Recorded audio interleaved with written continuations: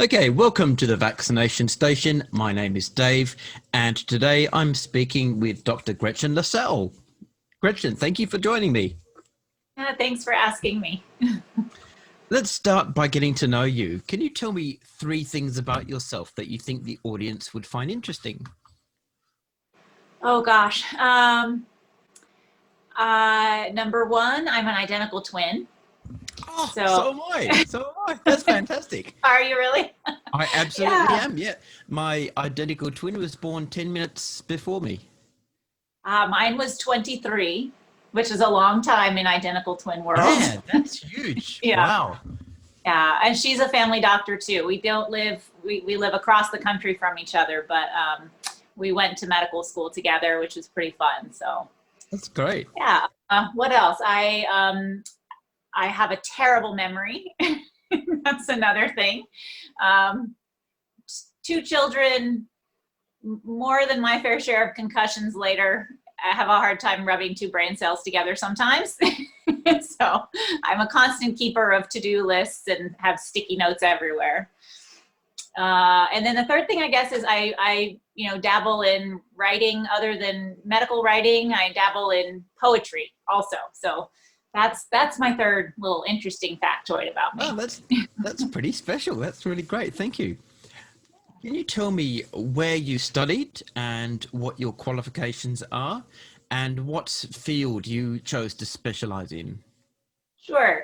So I'm a family doctor, which means that I take care of people from birth to the end of life and all ages and stages in between. I don't deliver babies anymore, though I was trained to do that. And I went to medical school in New Orleans at Tulane University School of Medicine, which is a great place to train. And then did my residency training in family medicine at the Oregon Health and Sciences University in Portland, Oregon. And then made my way up here. I'm in Spokane, Washington now. I met my husband in medical school. He's a rheumatologist now. And so we did our training together in Portland, and then he is from Spokane. So we made our way over to Spokane, Washington, which is on the east side of the state, closer to Idaho. And I've been here for almost 14 years now. And I am a part-time family doc, which allows me to pursue these other passions of mine, my unpaid second job, I call it, the vaccine advocacy and doing these sorts of podcasts and public speaking engagements. And I've written a book. So my passion for prevention and vaccine advocacy and working with vaccine hesitant patients led me to write a book, which came out last year. And then this year, I was chosen as one of 3 American Academy of Family Physician Vaccine Science Fellows. And what a year to be learning more about vaccines. It's been an incredible journey. So that's kind of how I got to where I am today and why I'm with you. That is really terrific, and just fantastic that you seem to have friends and family just steeped in the medical field as well, and to be able to do that alongside them. That is just fantastic. It's really great. What advice would you give to someone considering a career in science, bearing in mind that science is obviously a very broad field? Right. A huge field. Right. It's such a broad field. I mean, it's an amazing field. It's so important. We're seeing the importance of that play out in our daily lives right now. There's so many ways that science impacts our world. Medicine is my particular passion, but social sciences, bench science, of course, vaccine development. I have amazing respect for people who can do that bench science. For me, I had to, I knew I loved biology. I majored in biology. I knew I loved science, but I wasn't sure in college what type of science. So I always recommend, and this is what I did, trying out little bits of things. You know, I did a I had a summer job at the University of Chicago where I did more of that bench science, and figured out that while I found it incredibly fascinating, was not for me. I wanted to be with people and not in a laboratory. And I did some, you know, volunteering at various places, Children's Hospital and various other more clinical settings to really narrow in on medicine. And then when I got into medical school, I just loved everything. It was really hard for me to pick. I like procedures. I like not knowing what's behind the door, being surprised, you know, having to think really critically. I end up doing these days a lot of internal medicine. Family medicine here in the US has taken over in part probably for our internal medicine specialists, who now do a lot of subspecialty medicine and hospitalist work. So less outpatient general internal medicine, and family medicine has absorbed a lot of those patients. So there's a lot of complexity, a lot of interesting stuff, fabulous patients. I'm never bored.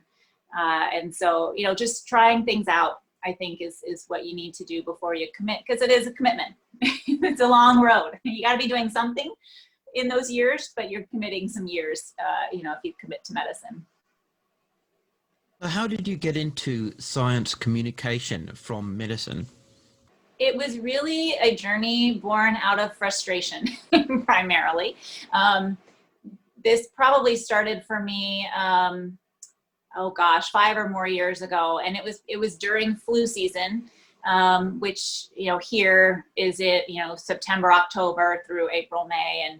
And I, you know, I'm very big into preventive medicine. I want to keep my patients healthy, and not have them have to deal with disease, you know, on the other end. And so I'm always offering mammograms and colonoscopies and vaccines, of course, because vaccines are one of the most successful preventive measures we've ever had in medicine.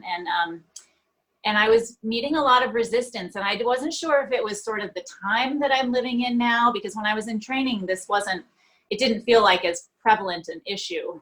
But certainly vaccine hesitancy has grown in large part with media, social media. It has proliferated amazingly quickly. But also maybe the part of the country that I live in here in the Pacific and inland Northwest of the United States, there's a fair number of folks who have sort of that vaccine hesitant bent, and maybe a little bit more sort of independent minded, pioneering, frontier, you know, stay out of my business kind of people, which is great. But also I was getting a lot of pushback on my vaccine offerings. But so I came to understand really that vaccine hesitancy, you know, is really born out of fear, partly. Fear of the unknown, fear of, especially with parents not wanting to do anything that would harm our children potentially. Becoming a parent is an anxiety-provoking endeavor. From the moment you find out you're pregnant or about to have a child, and forevermore, anxiety reigns, I think. And also just coming to the understanding that really, no matter how frustrating it is for us as clinicians who are offering these measures, which we know to be the best thing for our patients, how frustrating it is to hear no. People are just coming to this, you know, with the best of intentions. They're really trying to make the best decisions that they can, the information that they have, and maybe they're working with, you know, not the best information. And so I wanted, you know, I felt like it's my responsibility to share what I know with them, to give them accurate information to make these really important decisions on. And then I kind of got, you know, I wasn't content to just have that one-on-one conversation with my patients. I felt like I was constantly fighting against a machine that had 24/7 access to my patients, which is social media and news media. And so I felt like I needed to have and wanted to have a broader voice. And that's how I got into, you know, writing. I have a blog that I keep updated, and I'm currently working on a series about COVID vaccines. I wrote this book. I am doing further training with the fellowship. I'm really working on, one of my primary goals is to really impact our medical education, because this is something that how to communicate with patients who are hesitant, be it about vaccines or other things, is not really something we're trained in medical school. We get a lot of the building blocks of vaccine science, immunology and pathophysiology, pharmacology, all the building blocks. But, when someone comes to you and says, I don't want a vaccine because of formaldehyde in the vaccines, or I've heard there's aborted fetal tissue in vaccines, or, we're not trained to address those things. And so I wanted to share that, all that research that I'd done to educate myself with everyone else, and also make life easier for our future clinicians by working on medical education or resident education to help them have a head start in fighting against misinformation. That was a long answer. No, that's really excellent and very comprehensive. And it leads nicely to my next question. How has social media affected the way you communicate your knowledge and ideas? Because you've said this is something that doctors obviously aren't naturally trained to do, which I think is common for most professions. Most people aren't trained to sort of explain their profession and the details of their profession to a lay audience. So obviously you've had to make some adjustments in the way you communicate, not just the way you do it, the language, maybe the vocabulary, but also the method and the message. Can you give me some insight into how social media has affected that? Yeah, I mean, I basically go into my work on social media in the same way that I would if someone was sitting in front of me. And I think it's really important that we do that. It's easy for people to sort of give in to their baser instincts with social media and say things they wouldn't necessarily say to someone sitting in front of them, or use language that's not always helpful or effective in making behavior change.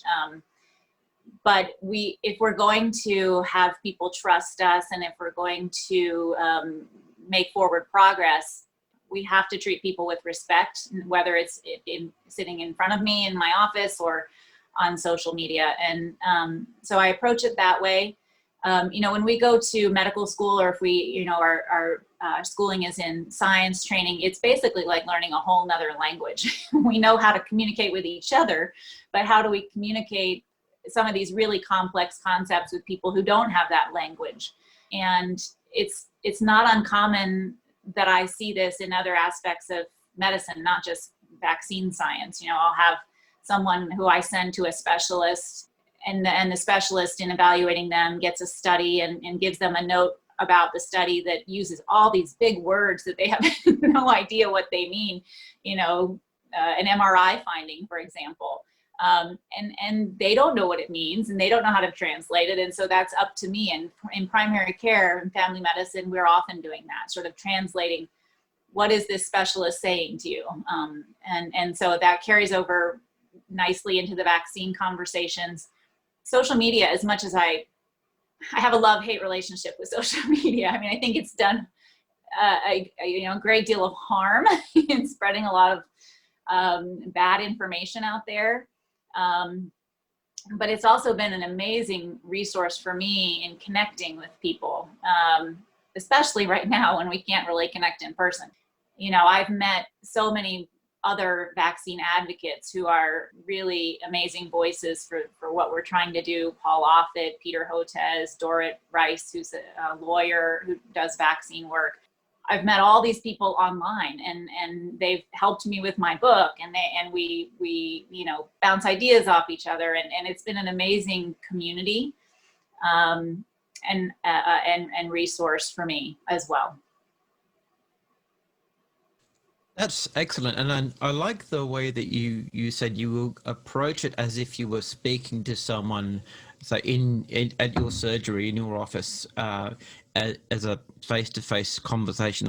I really think that's important, because one thing a lot of people say these days is they get the feeling that their doctor isn't listening to them. And this is one of the reasons why they start to have concerns. They feel that they're not being listened to, that their worries aren't being addressed, that somehow things are being sort of slid under the carpet, and they can't shake the nagging feeling that something's been hidden from them, that they would feel more comfortable about if they knew more about, or maybe they start to feel increasingly worried because they're thinking, well, there's obviously something they don't want me to know, and that means there's something I should be worried about.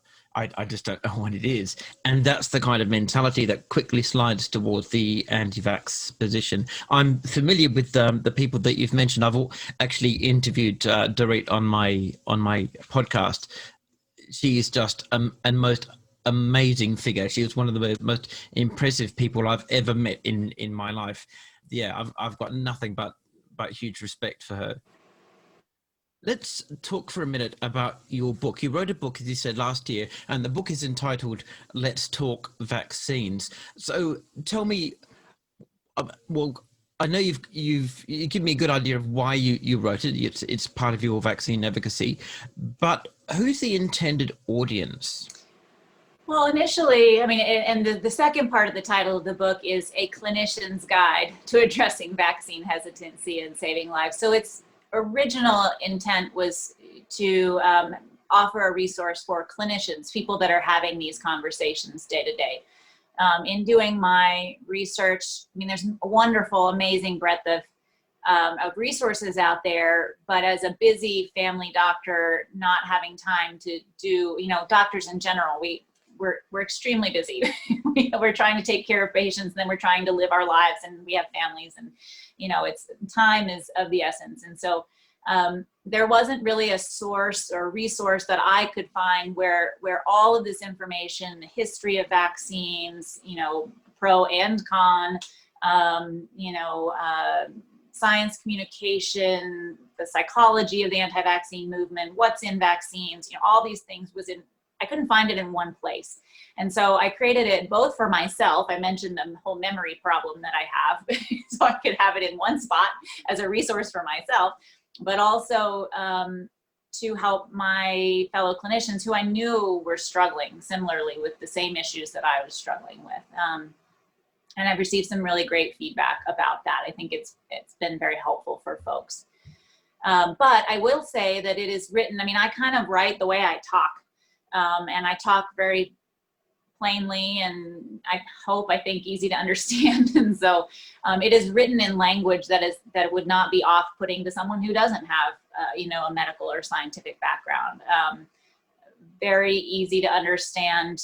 Even scientists, we need things, and you know, physicians, we need things broken down for us because science is so complex. You know, how the immune system works, for example. So complex. I could not explain it all to you, but I have sort of a basic, you know, understanding. And I feel like if I can make these things make sense to me, then I can have the language to help them, you know, to help make sense to others. And so I think the book is approachable for both medical and non-medical people. I'm really intrigued that you aimed the book at your fellow colleagues to prime and support them in their discussions with people who have questions about vaccines, whether they're vaccine hesitant or anti-vaxxers or just want to know more. Yours is the first book that I've come across that's actually got the aim of helping and informing and supporting medical practitioners. Most books that I've seen are aimed specifically at parents, not even single piece people. They specifically target parents because I know that's where most of the fears and doubts arise from parents concerned about their children rather than for themselves. And I was really excited when I saw your book because I thought this was the very first one that I'd seen that aims to provide that coaching for medical practitioners. I really think that is something that's well overdue and that I have not seen addressed adequately either in my country or from what I've known about vaccine advocacy, say in Canada, the US, and the UK. And I really think that is a niche that is crying out for a lot more attention. Oh, I'm glad to hear you say that, and I hope that my book will help in that regard. I mean, and it is unfortunately extremely timely. We have the normal vaccine concerns that people have, and then throw a pandemic on top of it and a vaccine that's coming, so much more rapidly than we've ever seen before for many good reasons. But it just throws, fuel on the fire of people's worries and fears. And so how we communicate is extremely important. I think we have done, and we'll learn in hindsight, but I think we've done a little bit of a disservice in our country by calling this the COVID vaccine development Operation Warp Speed. I mean, words really matter, and that name doesn't engender a lot of confidence in safety and efficacy. So we're having to sort of play catch up in explaining, yes, it's happening fast, but here's why, and these are the good reasons, these are the good things, the efficiencies that are coming out of this process. Saying things like we're targeting this vaccine towards people of color or that sort of thing. That word target is a loaded word, and we may mean one thing in medicine where that's a good thing. We want to cover people of color and make sure that they're well represented, and we're targeting certain groups to our efforts towards those groups. But in a layperson's mind, target is not a good word. And so we really have to be thoughtful about the words that we use. Moving on to vaccination in broader terms, anti-vaxxers can usually find 2 or 3 nurses or doctors or fringe scientists who can support their position, and they'll trot out all the regulars. Of course, there's so few of them really that the names start to become very familiar very quickly. And that's why I've produced a series of infographics at my Facebook page, the Vaccination Station. I've produced a series of infographics entitled False Authorities, where every couple of weeks or so, I go looking for another well-known anti-vax nurse or scientist or doctor, and I get as much information as I can about them. Then I put up a nice, easy to understand, fully referenced infographics so that I can whip it out and share it with people whenever they ask me, oh, but Dr. So-and-so says, the vaccines cause autism or whatever. And a lot of feedback I've had at my pages has shown me that this is a very helpful thing for people. Why is it, do you think, that such people exist in the first place? Anti-vaxxers love to say, oh, well, these people are risking their careers by speaking out. Why would they do this if it was all true or false? Well, the reality, of course, is that none of them are risking their careers. People like Joseph McCullough, for example, have a huge sideline in selling supplements or whatever else, and this is all part of their shtick. And they usually have some kind of side gig going on or some kind of main gig going on, to which anti-vax is a side gig. Either way, doesn't matter what they say. They've found their niche. They've got a very profitable market. They're not in any way at risk of losing their livelihood. That aside, why would, say, a nurse or a doctor start producing anti-vax propaganda? What would turn them to that, being that they are the people that we trust to be educated and fully trained in matters of science and medicine? Oh gosh, that's a really good question. I mean, right, in theory, they've had the same training that all the rest of us have, and why are 90 whatever percent of the scientific and medical community convinced that vaccines are safe and effective, and this small percentage are not? There's definitely the group that are trying to profit from, in some way from their message, for sure. There's that group. I think, medical people probably are, and scientific folks are more insulated from conspiratorial thinking, but we are not immune to it.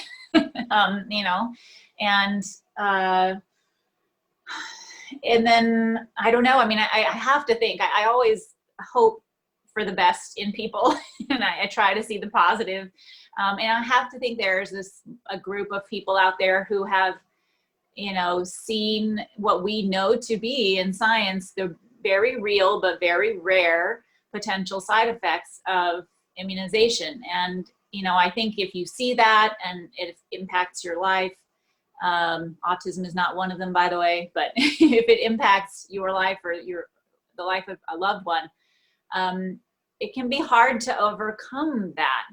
And they may start to think, it's easy to think that what happens to me will happen to others, even though that's not usually the case. Everybody's experiences are different, but they can start, I imagine they can start to feel like they need to protect others and that they're doing a service to folks who may not know what the quote unquote risks are. It's I don't totally understand it. Yeah, I certainly get the impression that for aside from the obvious grifters who don't even believe fully what they're saying, and they've just found it as a convenient way to fleece the gullible. My experience looking up some of these doctors and scientists who take these positions, it's usually either they've fallen into conspiratorial thinking, as you've mentioned, or they've had some kind of deep, profound personal experience that has led them down this road, where their child had some kind of medical problem, and they've decided to blame it on vaccines for whatever reason. And once that you've got an emotional reason for having something, for believing something rather than a rational reason, very, very difficult to find your way out of that, because the emotions tend to be stronger than the reason at that point. For sure. And I think that's a reason we need to, as medical people and people of science, need to be better storytellers, because that's where the anti-vax community is really successful. They use these heart-wrenching stories that tug on your heartstrings, and we all can sympathize with parents who've had bad things happen to their children, whether they were related to vaccines or not, usually not. But we understand the pain that they're going through, and we can sympathize or empathize with that. But people who've had, adverse or serious outcomes from from vaccine preventable disease are way more prevalent than those that have had any serious outcomes from the vaccine. And we need to be better about telling those stories. Those stories are equally, if not more impactful, just the sheer volume of those stories of deaths. We need to make use of these stories in talking about what the more real risks are of not vaccinating. And I was saying that, it's a common question that I get is when after this vaccine, when will we go back to normal? And there's 300,000 families out there in the US that will never go back to normal because they lost a loved one or loved ones. So storytelling is hugely important. And we know from research that facts, while I think if we don't have the facts at hand to be able to address people's questions, they will doubt how much we know about the topic of vaccines.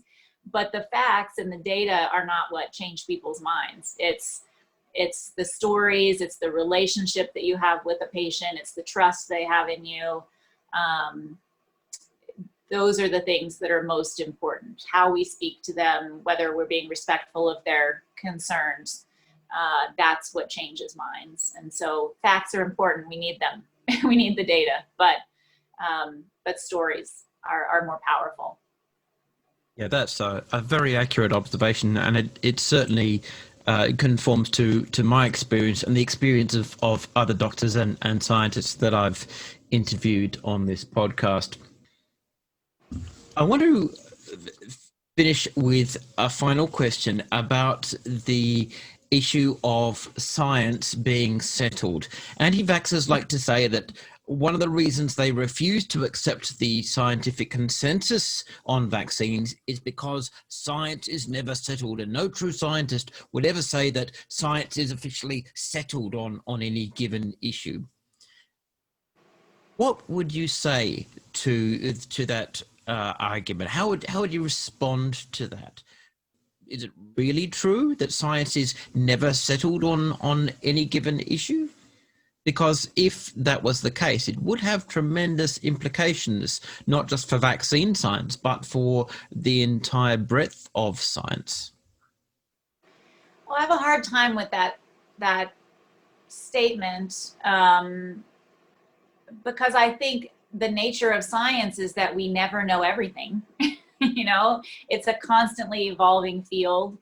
And I don't know that any scientist worth their salt would ever claim that we know everything, that there's nothing more to learn on a topic. I mean, I think there are some scientific truths. I mean, gravity exists. There's things like that that we know are fact.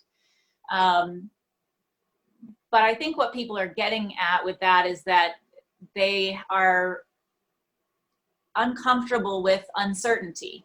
And scientists are not at all uncomfortable with uncertainty. That's what we live on and thrive on, and that's what generates new hypotheses and new studies, and we learn. We're constantly learning. But for your average person who doesn't have that scientific background, uncertainty can be unsettling, I think. People want to have a 100% guarantee that this is going to work 100% of the time, and I'm not going to have an adverse reaction 100% of the time, and and we just can't give that assertion.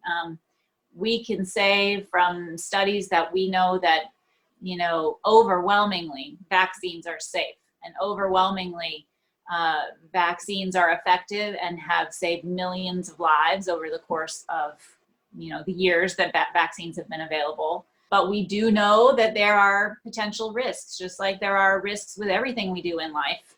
Eating food, walking down the street, breathing, can be risky. And so, it's a risk-benefit analysis, and the benefit way outweighs the risk in the case of vaccines. So, I think people claim, anti-vaxxers will claim that scientists say the science is settled, but that is just not true, I think. What are your thoughts on that? Yeah, the reason I raise this is because I tend to get very different answers from different people. I don't have a scientific or medical background, so I rely very much on the people who do, but I do have a debating background and a philosophy background, both of which I've done at university. So my expertise lies in definitions of concepts and the way we think and the way we create our understanding of the world and our theory of knowledge, our epistemology that guides our interpretation of the world. So whenever someone asks me a question that has some kind of specific term in it, like settled science, my first response is, what do you mean by settled science? Mm-hmm. And that, to me, in my experience, has been the crux of this issue, because different people have different definitions of what they mean by it. Typically, the layperson won't actually be able to give you any kind of sort of scientific definition of what settled science is supposed to be. You mentioned scientists don't know everything, and scientists are very open about the fact that they don't know everything. That's why they're scientists. Mm-hmm. That's how science works. That, I think, is interesting, because that is where people, I think, tend to conflate two very different ideas. A lot of people seem to think that settled science means we know everything. That has never been, to my knowledge, what settled science actually means or even implies. Settled science isn't about knowing absolutely everything. To my mind, settled science is a term which we can use in a general way to refer to the scientific consensus on a given issue. And that consensus is not a consensus of opinion, it is a consensus of evidence. So that when we say there is scientific consensus on vaccines, we mean all the evidence points towards the safety and efficacy of vaccines overwhelmingly. It's not a case of there are more scientists who say vaccines are safe and effective. That means they must be safe and effective. Science is not a democracy. Science is true no matter how few people support it. And back in the day, in the pre-scientific era, there were people coming up with scientific ideas way ahead of their time. Like there was a Greek philosopher, for example, who first came up with the concept of atoms. He speculated that the world was made up of lots and lots of tiny little things called atoms. There was absolutely no way he could prove this, and his definition of the concept was pretty loose by modern terms, but essentially he was right. He just had no way of demonstrating it. So the fact that hardly anyone else agreed with him was not the point. Science doesn't care about what you believe. Science cares about what can be proved and demonstrated, and that is where evidence comes in, because science and medicine are evidence-based fields of knowledge. So my first question to someone saying, is science settled on this, or how can you say science is settled on this? My first question to them is, what do you mean by settled science? And if they say, well, means scientists say we now know everything about such, well, then my next response is that has never been what any scientist would mean by settled science. And to the extent that scientists would use the term settled science, which I understand they're reluctant to do because scientists are very cautious people. They don't like to be pinned down on absolutes where there is the possibility that new information could become available. They would not use that term. They would rather say there is an established consensus. And then you explain what consensus means in the context of science. Now, that's just the way I do it, not being a scientific person. But does that sound reasonable to you? Yeah, I think that's brilliant. I like the way you put that. It made me think of how, some of the anti-vaccine folks will bring up an article, a research paper or something as proof that, there's a problem with vaccines, or, there's some concern with the effects of vaccines, or, but really what we have to look at is the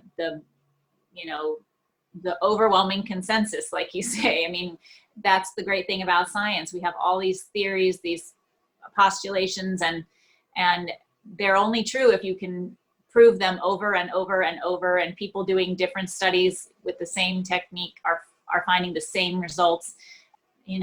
One paper does not equal an answer to the story. we have to test and test and retest and test again.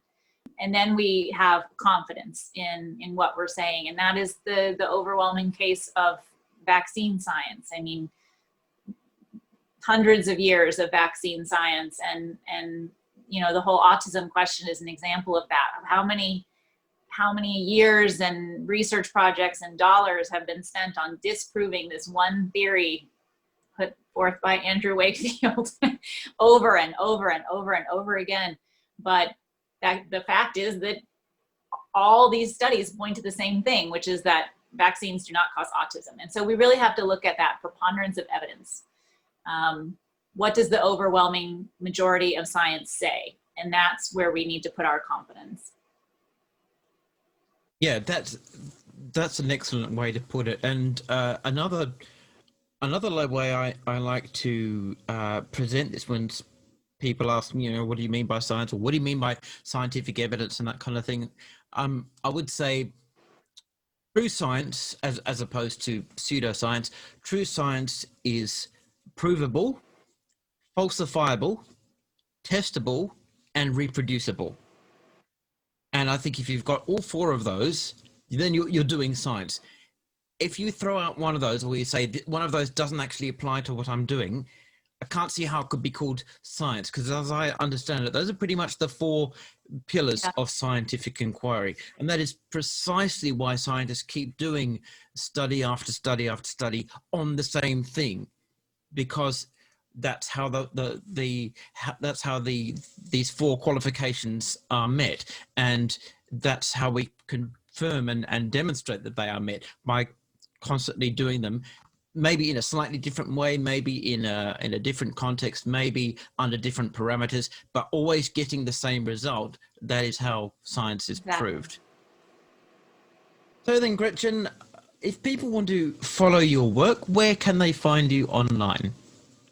I am on Twitter, and haven't ventured into the world of Facebook. I have Facebook personally, but not professionally. I am on Instagram, and then I have a website, which is where I have a blog, and I try to make it a resource for reliable, factual information, videos, research, other people's work, books, and then I write. I love writing. So that's just at www.gretchenlasallemd.com.